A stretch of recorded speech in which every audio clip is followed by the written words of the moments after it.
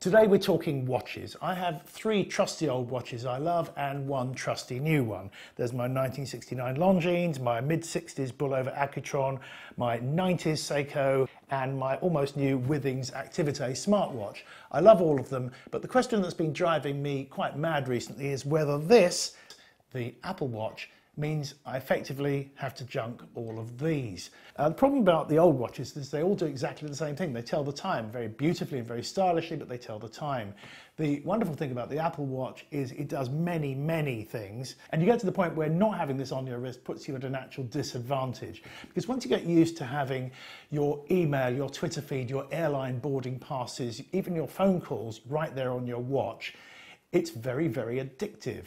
Now, Apple have talked about the Apple Watch as freeing you from your iPhone, the iPhone they've spent the last several years trying to get you to use. And although you have to have the iPhone close to the watch, which is a surprise to a lot of people, it's more than glib marketing talk. It really does work like that.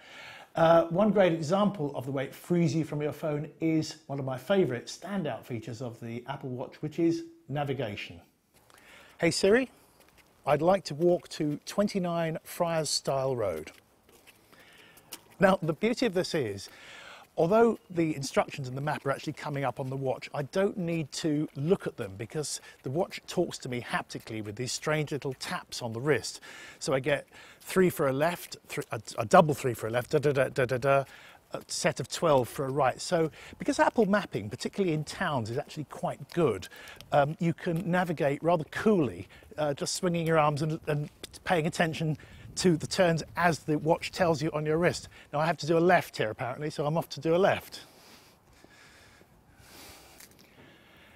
The navigation is so good I've even used it driving in France when I forgot my TomTom, and it's quite good. You've got your hand on the wheel, you're getting little instructions there, and you're getting these taps to tell you left or right in 50 meters or so.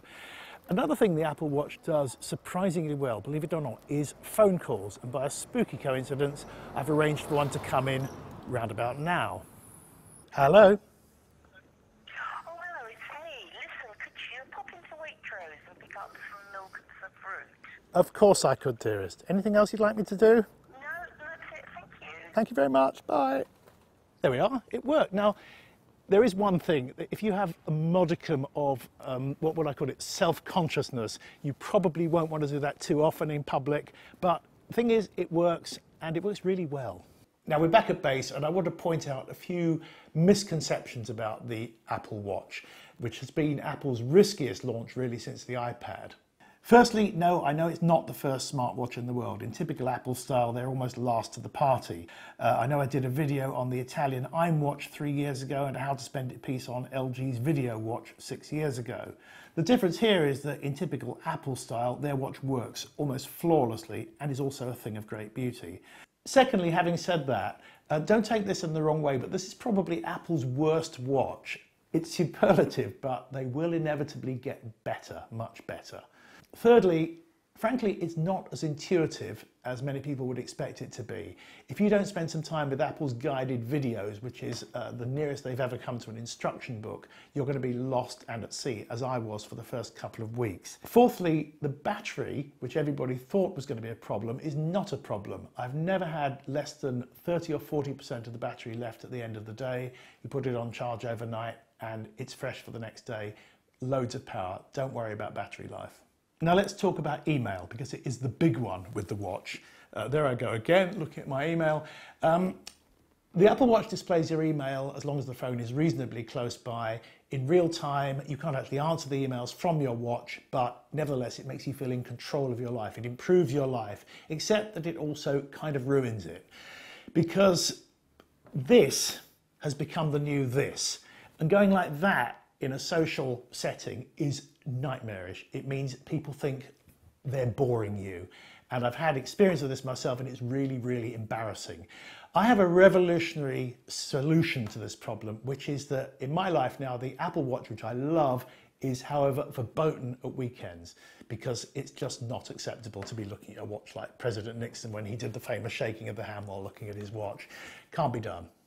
Now let's talk about fitness, because it's pretty much the #1 application as far as Apple are concerned. The thing which interests me as a geek is how it measures your heart rate.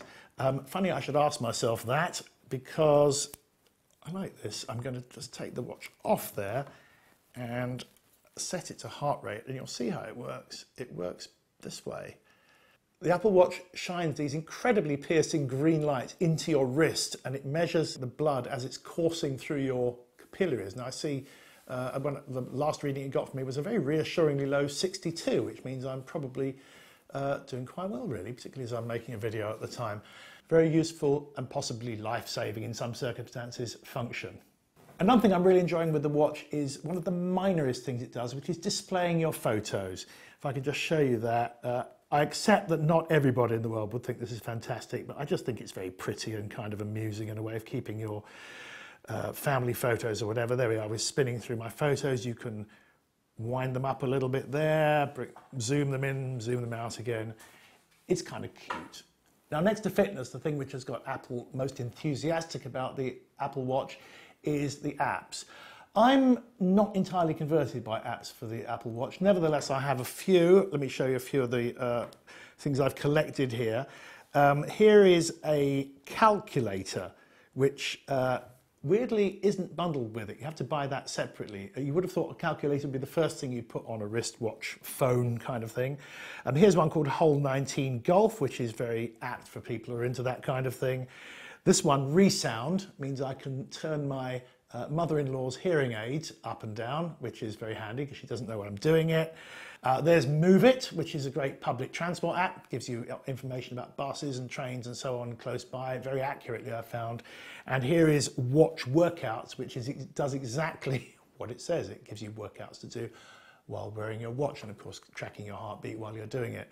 Now, as you can see, the apps are very, very small. The screen is very small, which has led to one enterprising British company in Hull coming out with this. The company is called Monocle Madness, and they have perfected the first monocle made specifically for the Apple Watch. And I have to say, it kind of works.